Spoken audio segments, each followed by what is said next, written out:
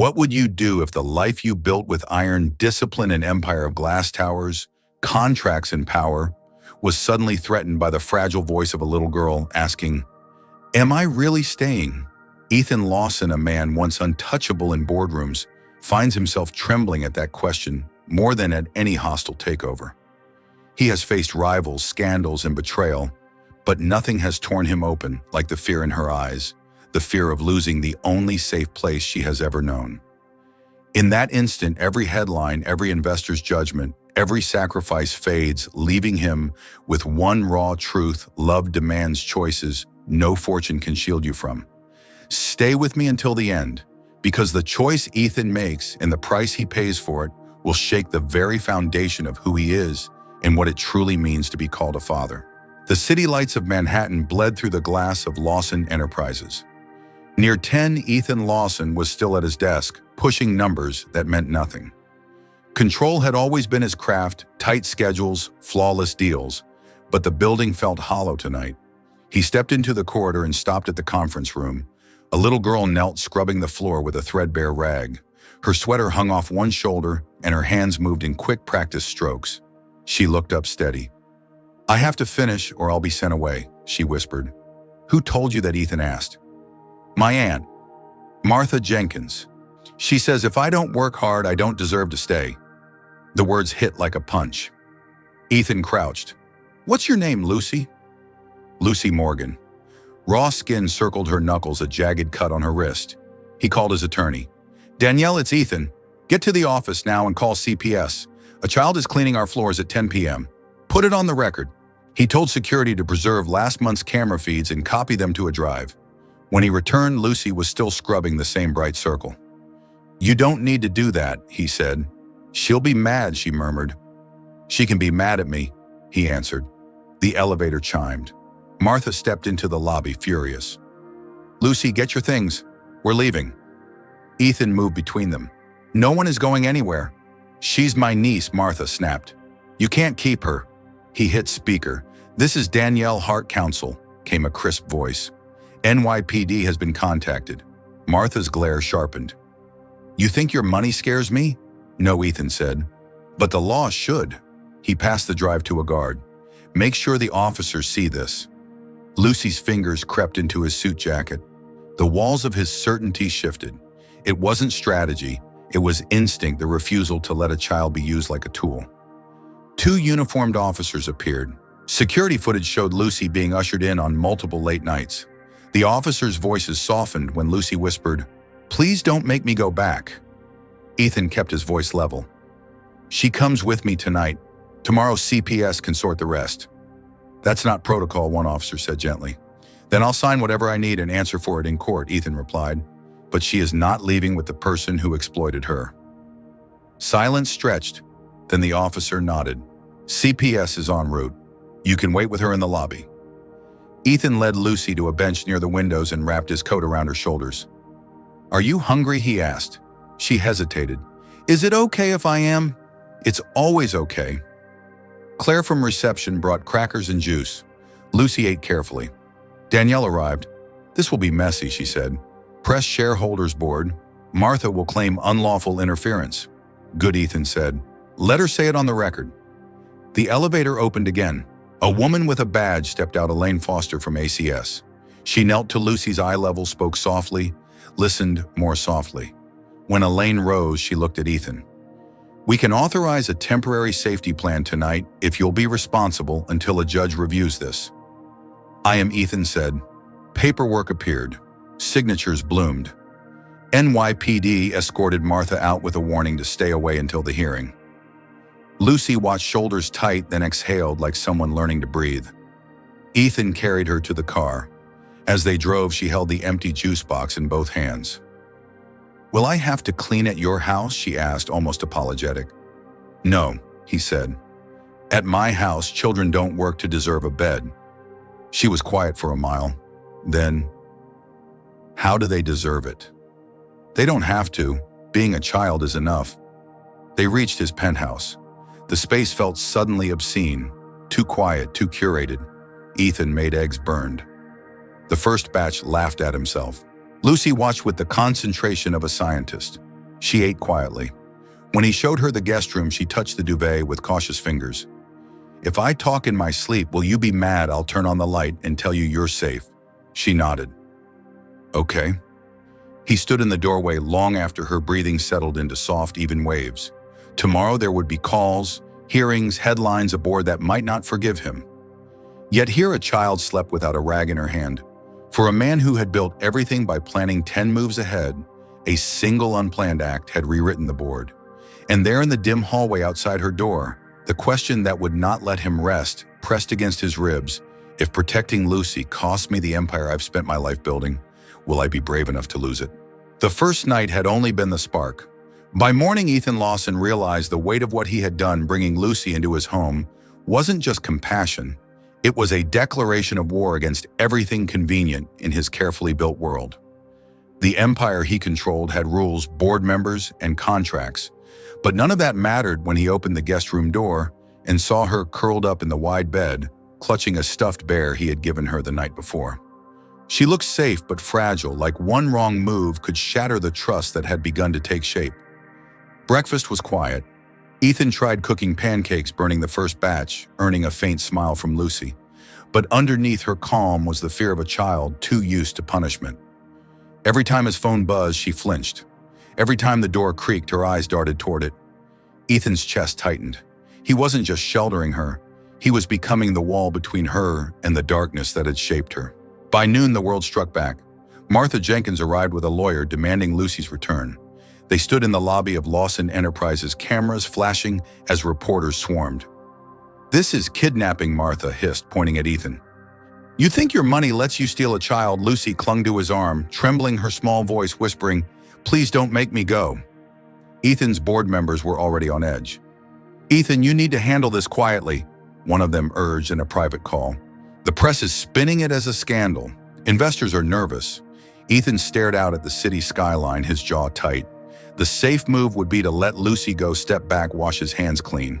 But every time he considered it, he saw the fear in her eyes when she asked if she'd have to clean his house, or the way she exhaled when she finally felt safe enough to sleep. He decided to fight. With his attorney Danielle by his side, Ethan petitioned for emergency guardianship, citing evidence from the security tapes and testimony from building staff who had seen Lucy working late nights. But Martha countered with venom. "He's using her," she spat in court.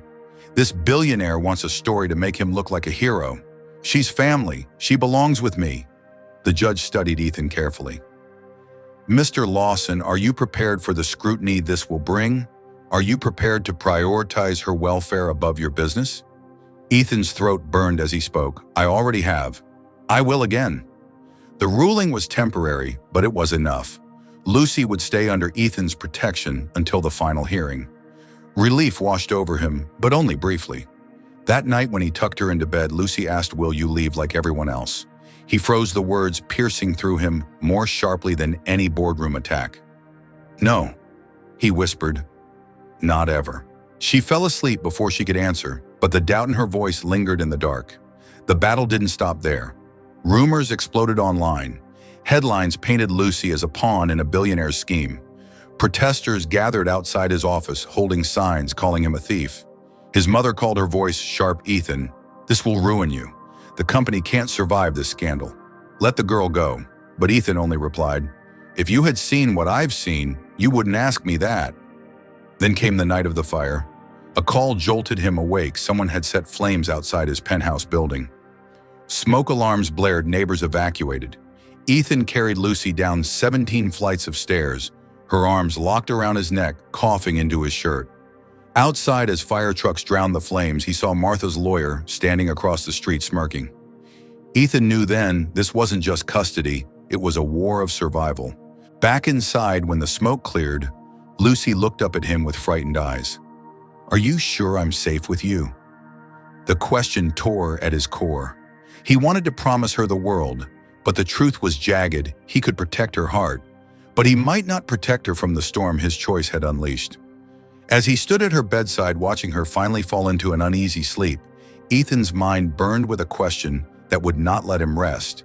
If choosing to love and protect Lucy meant tearing down everything he had built, was he ready to lose the empire? he once thought defined him just to save a little girl who now defined his heart.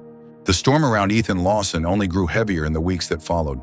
The tabloids screamed investors threatened to withdraw, and Martha's lawyers fought with a venom that left no doubt they wanted Lucy back at any cost. But Ethan no longer wavered. Every night he walked past the guest room door and saw her sleeping peacefully every morning. He caught her sleepy smile when he offered pancakes again, and he knew this fight was not about reputation. It was about her right to finally live as a child, not as a servant. Court hearings dragged on, each one sharper than the last. Martha painted herself as a misunderstood guardian, claiming she had only been teaching responsibility. Ethan's attorney countered with evidence, photographs of Lucy's bruised hands, videos from security cameras showing her scrubbing conference tables at midnight. Still, doubt lingered. Billionaires were rarely seen as saviors, and Ethan knew the weight of public opinion could crush even the truth. One night before a critical hearing, Ethan found Lucy sitting on the floor of his office, drawing on scraps of paper. She handed him a picture, 3 figures holding hands under a sun.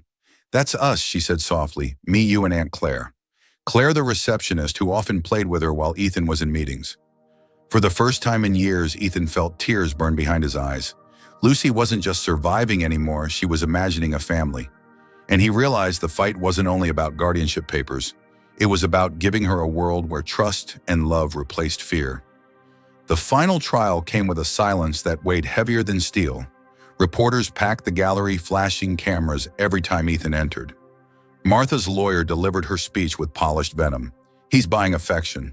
He doesn't understand the sacrifices of family." When it was Ethan's turn, he stood, his voice unshaking, though his heart thundered. "I built a company by calculating risk, but no number, no contract could prepare me for the night I found Lucy on her knees cleaning floors she should never have touched. I didn't choose this to polish my reputation. I chose this because when a child looks at you with fear in her eyes and asks if she has to earn a bed, the only answer is no. No child should believe she is less than enough. I cannot erase what she's been through, but I can promise she will never face it again." The courtroom held its breath. Even the judge's gavel seemed slow to strike. After hours that felt like years, the ruling came: full guardianship granted to Ethan Lawson. Martha's protest erupted, but it was drowned in the wave of relief that swept over Ethan. He sank into his seat, his body trembling with the release of a burden he had carried for months. That evening, Ethan took Lucy to Central Park. The air was crisp, leaves falling around them in amber swirls. Lucy raced ahead, her laughter ringing like a bell in the autumn air. For the first time, Ethan didn't worry about cameras, headlines, or shareholders. He only watched her dance through the leaves, her small arms wide like wings. When she tired, she ran back and slipped her hand into his. "Am I really staying?" she asked. Ethan knelt so their eyes were level. "You're home, Lucy. For good." She threw her arms around his neck, and in that instant, the walls he had built his whole life crumbled. He had spent decades defining himself by power and control, but now, kneeling in the park with a child clinging to him, he realized the truth: love was the only empire worth keeping. In the weeks that followed, Ethan made changes no one expected. He stepped back from his company, handing day-to-day control to trusted executives. He started a foundation for children trapped in abusive guardianships, determined to shine light where silence once reigned. And in the quiet of his penthouse, he found himself learning again how to live, burning pancakes on Sunday mornings, reading bedtime stories under blanket forts, laughing at crayon drawings taped across the glass walls.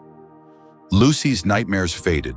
Her smile grew bolder, and Ethan, once a man of stone, discovered the healing power of being needed, not for money or status, but simply for love. As he stood at the window one night, watching the city glow, Lucy came to his side and slipped her hand into his. "Daddy," she whispered for the very first time. His chest tightened, his throat burned, and he whispered back, "Yes, sweetheart." She only smiled. It was enough, because in that single word she had given him more than any empire ever could be: longing, forgiveness, and the chance to finally be whole. Now let me ask you this. If you were in Ethan's place, would you risk your entire empire, your reputation, and everything you had built just to protect one child who needed you? And more importantly, what do you believe truly defines a family blood, or the love and sacrifices we choose to make for one another? What do you think about this story? Thank you for staying with me until the end. If you liked it, please comment number 3 below. If you felt neutral, comment number 2. And if it didn't meet your expectations, comment number 1. I'd also love to know which country you're watching from. Don't forget to like, tap the heart, and share this video so more people can hear stories of hope and second chances. I'll see you again in the next emotional journey.